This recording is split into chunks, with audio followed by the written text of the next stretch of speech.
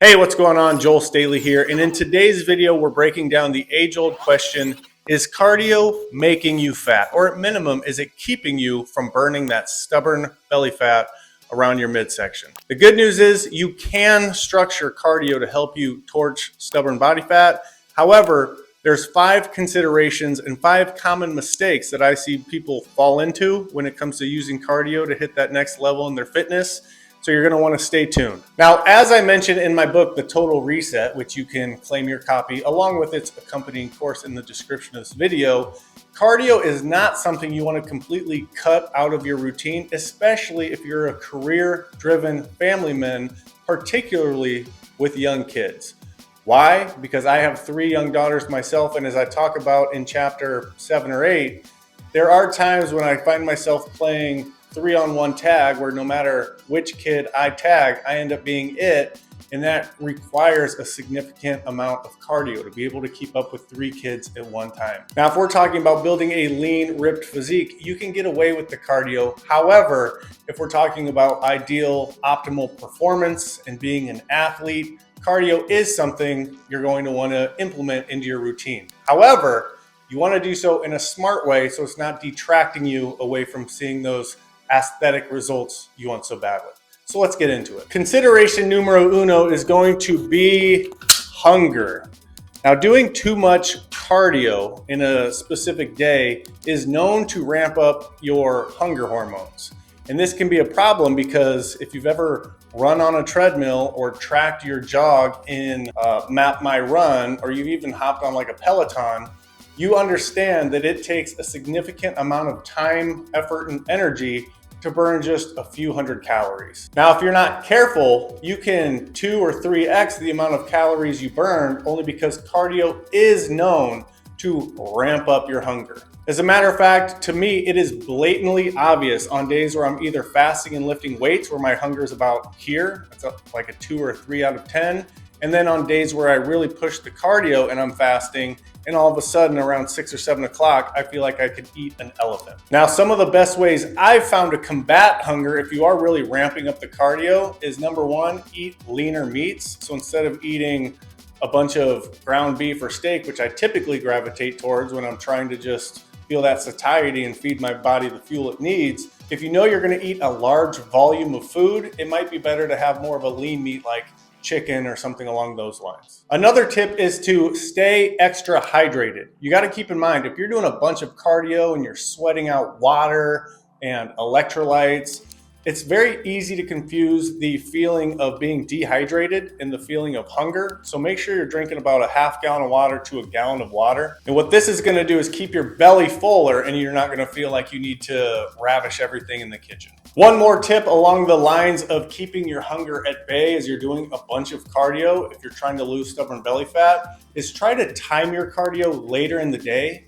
because typically it takes a few hours for that hunger to ramp up. So if you're doing like 5 miles of running at 5 o'clock in the morning, by the time it's 2 or 3 p.m., you're going to be absolutely starving, as opposed to if you do your cardio at 6 o'clock or 7 o'clock at night, by the time that hunger would ramp up, you're already fast asleep. All right, moving on to consideration number 2, we've got calories. Now, what does calories mean?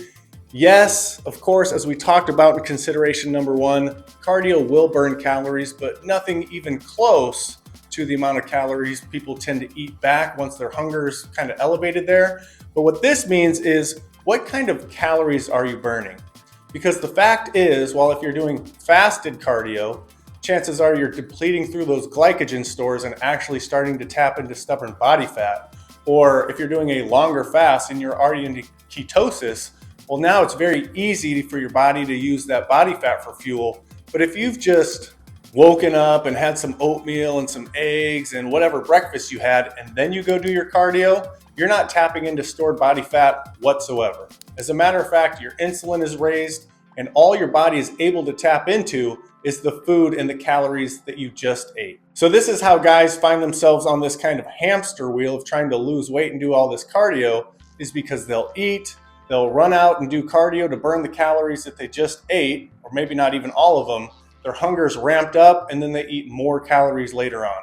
So if you are going to do a lot of cardio with the intention of burning stubborn body fat, make sure that you are fasting so your body depletes through the glycogen and can actually tap into stored belly fat, or doing a longer fast and actually being into ketosis so you can skip that part and just, for a fact, every calorie you're burning is coming straight from body fat. Consideration number 3 is going to be cortisol. So cortisol is a stress hormone in your body, and it makes it very, very difficult to burn fat when your cortisol is dangerously elevated. And a lot of things raise cortisol. Not getting enough sleep, working out too intensely, stress, all of these raise cortisol in one way or another. So if you're drinking at night and that affects your sleep, and you're waking up early, you're only sleeping like 5 to 6 hours, then you push it in the gym and you add another hour of cardio on top of that, chances are you're getting in your own way and keeping your body from doing what it wants to do, which is use the stored body fat for fuel, but it can't do that if it's constantly in this fight or flight situation. Now, if you feel like your cortisol could be high, you're doing the diets, you're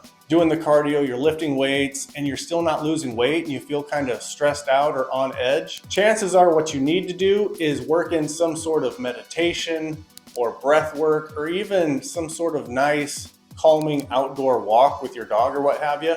Anything that's going to put your body in more of a parasympathetic state, which will allow you to lower your cortisol and get back into burning body fat. Consideration number 4 is going to be muscle.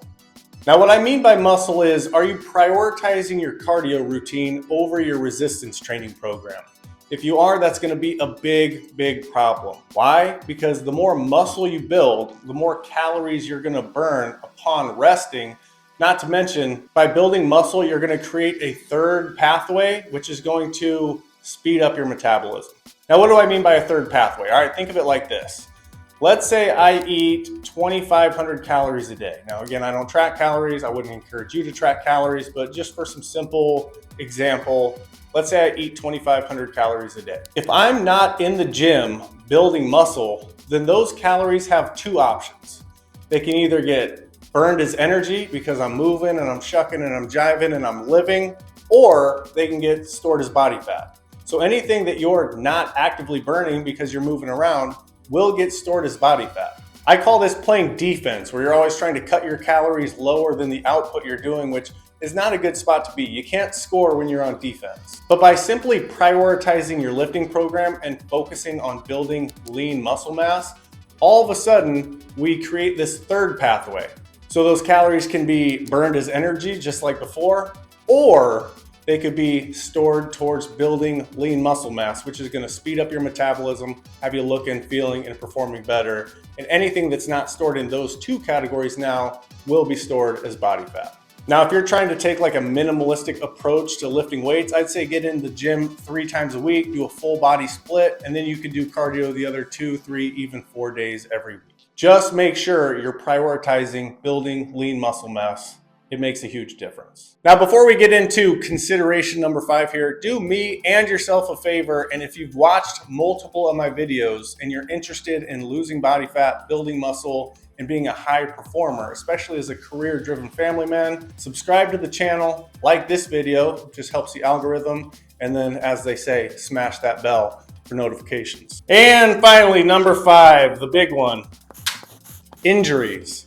A lot of guys don't understand that cardio, specifically high intensity running, is the number 1 injury when it comes to guys that get hurt and can no longer adhere to any sort of training program. This even happened to me like 10 years ago. I had been kind of out of the cardio loop, and because I consider myself a lean, ripped, athletic specimen, I thought I could just go to the local track, run some sprints, and that'd be a good workout for me. And it didn't take very long for me to totally tear my hamstring, and I was out of my routine for about 6 months. If you are going to work cardio into your routine, and keep in mind, you don't have to, because one 24-hour fast is equal to running a marathon. So you definitely don't need to do cardio. However, like I mentioned before, if you're trying to keep up with your kids, have more energy, be more athletic, and be a high performer, you may want to. But if you are going to work it into your routine regardless, make sure that you're ramping up to the proper progression. Don't be like I did and be sitting on the couch for 6 months or lifting weights without any cardio, and then just all of a sudden overnight decide you're gonna go to the local track and run like Usain Bolt. It's not gonna happen. Most of us are in our 30s, 40s, or 50s, so start with an incline walk on the treadmill, progress to a jog, and then if you want to progress to a run later on, you definitely can. Just make sure you're warmed up and your body is well adjusted. Getting injured is probably one of the biggest hinders of guys in their middle age trying to get in that next level condition, so we're just going to want to take proper precautions here. Now I'm going to stress this one more time. Do you need to do cardio to lose fat? Not at all. If your nutrition's dialed in, you're hitting your weightlifting workouts, and you're throwing in some fasting, you're on the surefire way to melting away stubborn belly fat and getting into great shape. However, if we're talking about being able to be competitive in a pickup basketball game with your friends, or trying to beat your nephew in an impromptu foot race, or just keeping up with your kids as they're running around the yard, cardio is going to be something you want to have your focus on somewhat. I hope you enjoyed this video. If you have any specific questions or there's any topics that you want covered in future videos, make sure you comment down below. I'll check those out. Thanks for watching, and I'll see you next time.